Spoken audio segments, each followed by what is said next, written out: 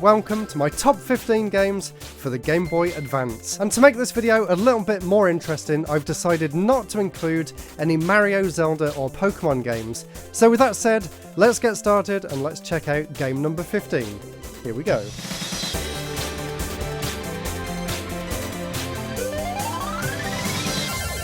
In at number 15 is a fantastic game by Sega and Treasure. I'm a huge fan of the Mega Drive original, and the game is Gunstar Future Heroes.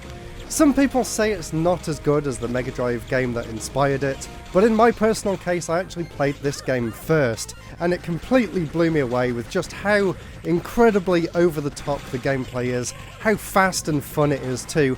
And the thing that I absolutely love about this game, more than anything else, is the controls. There's so much nuance to the controls. You wouldn't really expect that from this kind of game, but Treasure really knows how to get the best possible movement out of the characters. There's so many different movement options, and it's just a joy to play. I know some people don't really like the helicopter stages, which kind of make people a little bit motion sick, so look away now if you do suffer from that, but I really don't mind them that much at all. I think it's a pretty interesting effect, and the rest of the game is just outstanding. It really, really is. So if you have been put off playing this Game Boy Advance one, because you heard it wasn't as good as the Mega Drive original, definitely give it a go and see what you think. I honestly think it holds up extremely well compared to that one, and it is one of my favourite games on the entire system. But it's not the only Treasure game that we'll be covering in this video. Number 14, and I did actually play all the way through this one on Twitch not that long ago. This is Sonic Advance 2, the second game in the Sonic Advance trilogy, and I believe it to be the absolute best one on the GBA, and one of the best 2D Sonic games ever made. I love that they focused more on speed in this game. I know, again, kind of like the first one, opinion is kind of mixed on whether this is the best one in the Advance series or not, but I think it is, honestly. I was so hyped for this game before it came out. There was actually a trailer in Sonic Mega Collection on the GameCube, and they showed this game off in that, and I was already a huge fan of the original, so I knew day one that I had to get this game, and I was not disappointed. I love the graphics in this game, I love the music, I love the gameplay. Like I said, I love just how fast it is. And it's just a game that I love to go back to and play over and over again. And I love what they did with the boss fights as well, how you're constantly running forward as the bosses are attacking you. It makes it a much more challenging and enjoyable fight. And for once I actually love playing as all the different characters as well, and that is something that they improved on in the third game, but I actually feel like the level design in the third game kind of suffered a bit, whereas this one is more straightforward, but I did find that more enjoyable. Number 13, and we're actually going with a Japanese release for this one. This is the sequel to Kururin, and this is called Kururin Paradise.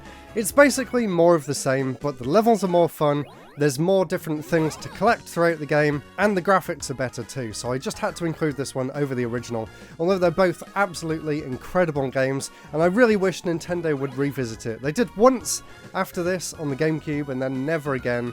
This series is basically lost to time at this point, but Kururin Paradise is always the game in the series that I go back to, and I can just play this game all the time and never get bored of it.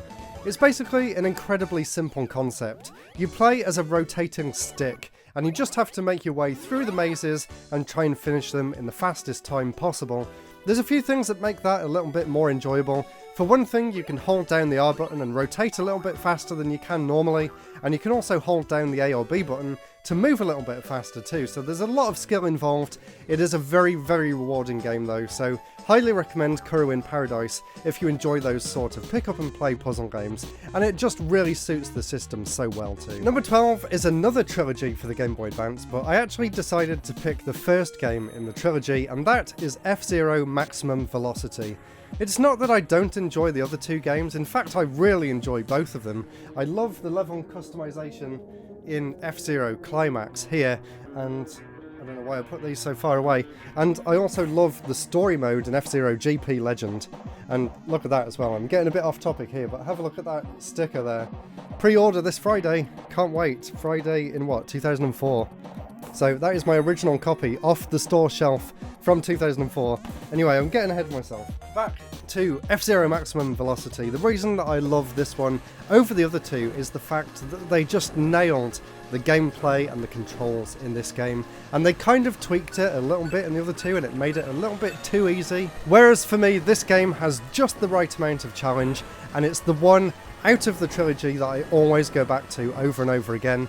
I love the fact that it's also very, very separate to the rest of the F-Zero series. So all the courses in this are pretty much just made exclusively for this game. Most of the cars as well are all completely new and original for this, and the music as well is absolutely outstanding.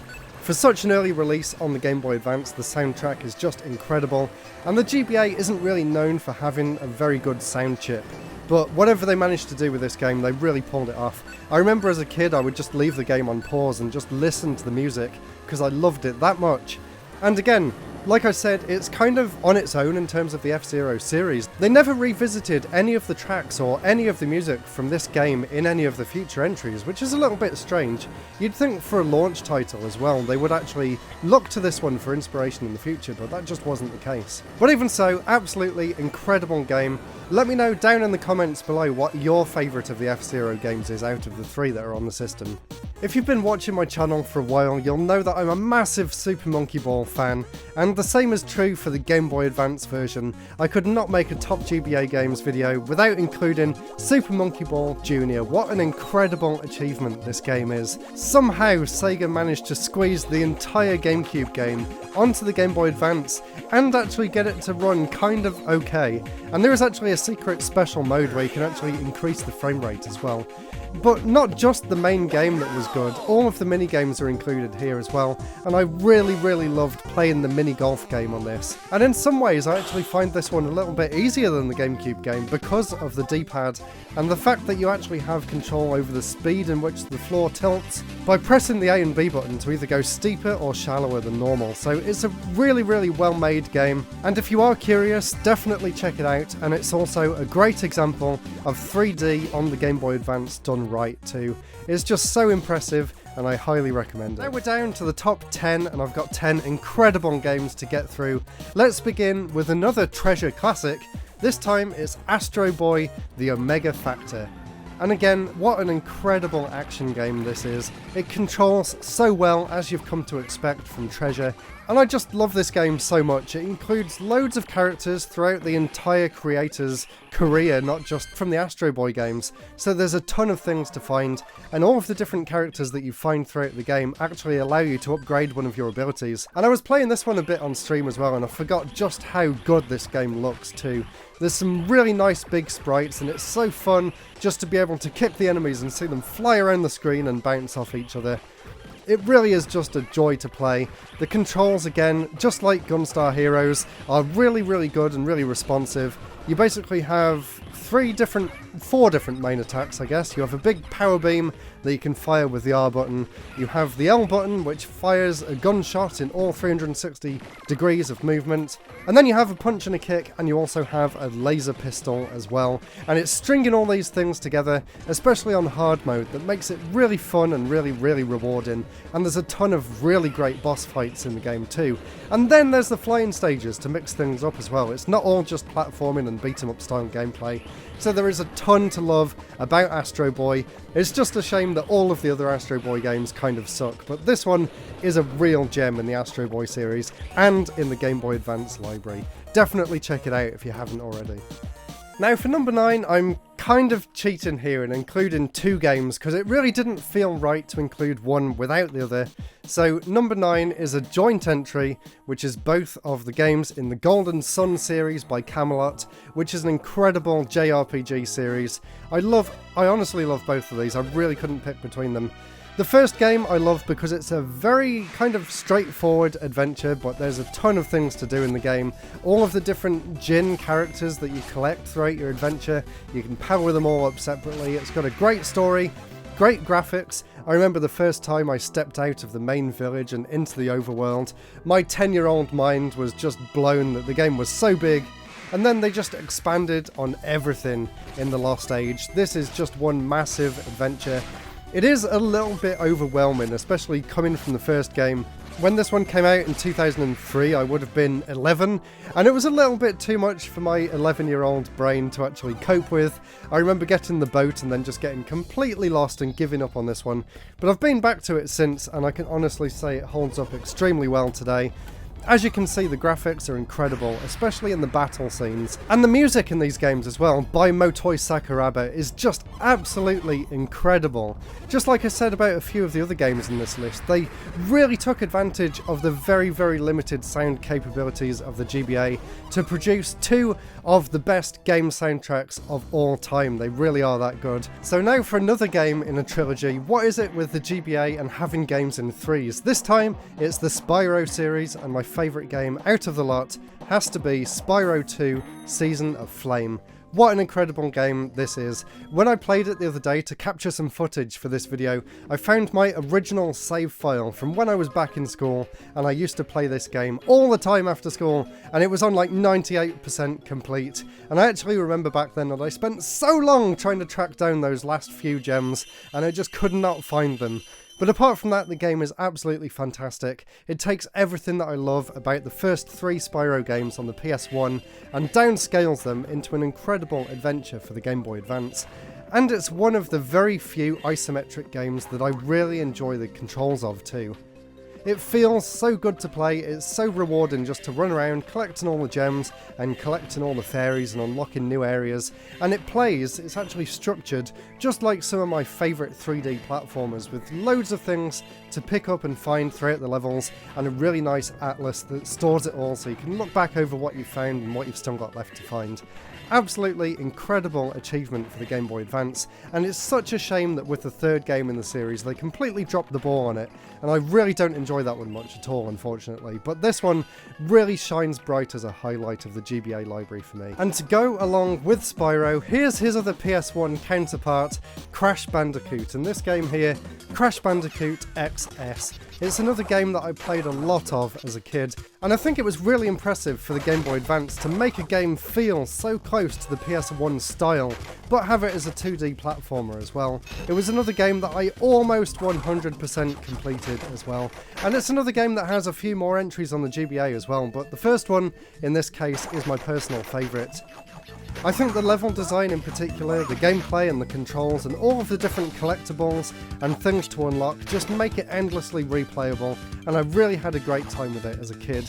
I'm not sure whether it holds up as well as the Spyro game does today, but for me personally, I absolutely loved this game, so definitely give it a try if you like Crash Bandicoot games and you've never played this one before. We have both of the Metroid games. Let's begin with Metroid Fusion, because this one came out first. And this was actually one of the first Metroid games that I ever played, and I just fell in love with it. I'd played the original on the Game Boy, but this was actually my second Metroid game. I got this one when it came out, and I got Prime a bit later on.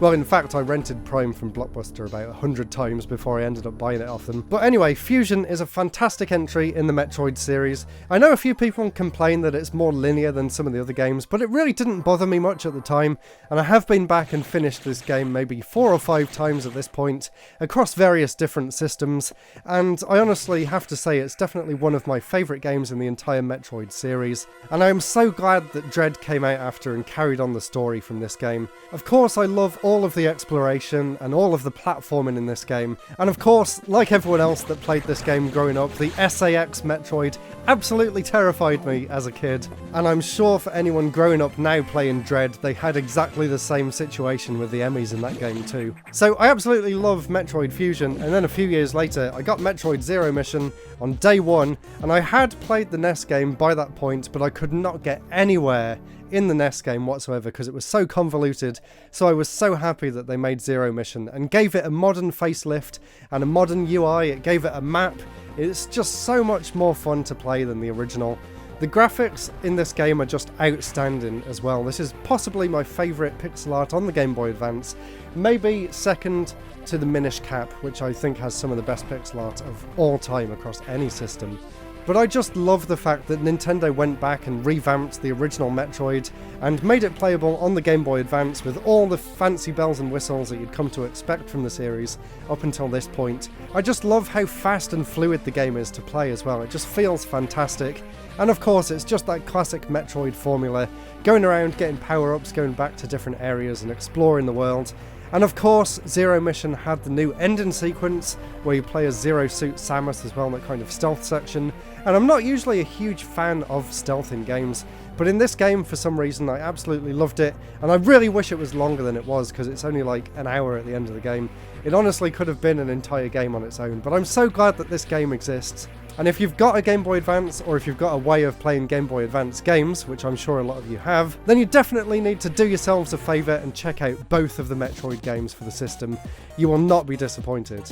Now for one of the most fun games ever created. This is WarioWare Twisted. What an incredibly enjoyable game this is. This one comes with a tilt sensor in the cartridge, and it's just an improvement on the original WarioWare in every way. I had so much fun with this in college, passing the GBA around to everyone and trying to beat everyone's high scores. Also, the unlockable games in this, like the full games, not the mini games, are also super fun too. I remember spending hours getting completely addicted to Metroid, where you basically play as a cat and you have to roll it around onto its back and then shoot the Metroids and then try and dodge out of the way by spinning the system as fast as you can. There's honestly nothing else like it. So if you want something completely original for the Game Boy Advance, you really can't go wrong with WarioWare Twisted. It's such a shame that it never came out in the UK. I was so excited for it that after it got cancelled, this was actually the first game that I ever imported from America. I really wanted to play it that badly and I was not disappointed. But thanks to the internet today, you can easily find this game on eBay, although I have no idea how much it costs these days, but whatever it costs, it'll be worth it. Now we're down to the top 3, and honestly, either of these 3 could have been my number 1 pick. But I think I've got this in the right order. So number 3 is Megaman Battle Network 3. I love all of the Megaman Battle Network games, and just all of the Megaman games in general, but this is the one that I have the fondest memories of. Me and my friend Jack, back in school, were completely obsessed with this game. We would talk about it every single day during the break, and I would go home and play it every single day after school as well. What makes the Megaman Battle Network games so fun? For me, I think it's the idea of collecting all of the different cards and then progressing the story and knowing that you're just a little bit better at the battles. And I also love the graphics in the game as well, and the story was really interesting. I love the whole idea of going into the internet and fighting the viruses and turning into Mega Man and then turning back into Lan and having his sort of home life and all of his friends and stuff at the same time. It's just such a good mix of gameplay elements, and the battle system in the Mega Man Battle Network games as well is just so fun. It's so rewarding and it's so challenging, and there's also a lot of strategy involved as well. And I really can't wait for the collection to come out on the Switch, so if you've never played any of the Mega Man Battle Network games before, that will be a fantastic point to jump into the series with. I hope you have as much fun as I did back in the day. Now, next is a Castlevania game, and I don't actually own this one separately. I own it as part of this bundle here, which you can see I actually paid $12.99 for back in the day. That's just insane. This is going for about £200 these days, which is just unbelievable. Anyway, the game that I'm including is Castlevania Aria of Sorrow. What an incredible game. It's probably my favourite Castlevania game out of the entire series, and I've actually been playing it again recently on the Switch, on the Castlevania Advance Collection. I honestly think that it is the perfect Metroidvania experience. I remember absolutely falling in love with it back in the day. Well, actually, I fell in love with all of the 2D Castlevania games, honestly, but this one is the one that really sticks in my mind. Basically, every single year we would go away on holiday as a family, and also every single year back then a new 2D Castlevania game would come out, so I would get the game, wait until we were going on holiday, and then play it all the way through and 100% all of them, and I had an incredible time playing through Aria of Sorrow. And it still holds up incredibly well today. I think the level design is fantastic, the game is just the right length as well, it's not too long to become boring, and you can always manage to get somewhere really interesting, even in quite a short play session. And it's also a huge improvement over the first 2 Castlevania games for the GBA, and it set up the fantastic trilogy on the DS that followed as well. So if you're into your Castlevania games, even in the slightest, definitely try and track down this double pack, because Harmony of Dissonance as well is actually really good, but it doesn't hold a candle to Aria of Sorrow, which is honestly one of my favourite games of all time. It's just incredible, it really is. But what's more incredible than Castlevania Aria of Sorrow? There is only one game for the GBA that I would place above it, and that is Advance Wars 2 Black Hole Rising. Sure, I'll include the first game in this one as well, so honestly both of these Advance Wars games together make an incredible set and two of the best strategy games that I've ever played in my life, and I really can't wait for the game on the Switch as well. I think it's going to be fantastic, and I'm so glad that it's finally got a new release date. These two games, I've put in hundreds of hours over them combined. The second one isn't really that different to the first, that's why I decided to include them both here. They're just incredibly deep, engrossing, engaging games with just the right amount of challenge, and for whatever reason I really got into the Advance Wars games, but I could never get into the Fire Emblem games. There was just something that didn't click in my head with Fire Emblem, but with Advance Wars I understood everything. It was like I was playing chess at a Grandmaster level. I could think 5 moves ahead of the opponent. I knew exactly which things to buy and place on the map and move them around in certain areas. Always checking the distance that the enemies could see and stuff, being really tactile with the entire thing. It's just an absolute joy to play, and they are just polished to perfection as well. Of course, it's actually a really long running series for Nintendo as well that goes back way further than the Game Boy Advance one. It actually goes all the way back to the Famicom, and I am planning to do a video retrospective about the entire series at some point, because I really do think it has a fascinating history, and more people need to know about where some of Nintendo's best games actually came from. So let me know in the comments below whether you would be interested in seeing a history video on the Advance Wars series. It's something I've been thinking of doing for a long time now. Anyway, that was my top 15 and a bit Game Boy Advance games. Let me know down in the comments below what your top games for the system are, and stay tuned because of course I've also got a Hidden Gems video coming very soon, and if you want more Game Boy Advance content then check the video up here and check out some cancelled games for the system which I tracked down recently. Really hope you enjoyed the video, and I'll see you all very soon for the next episode. Goodbye.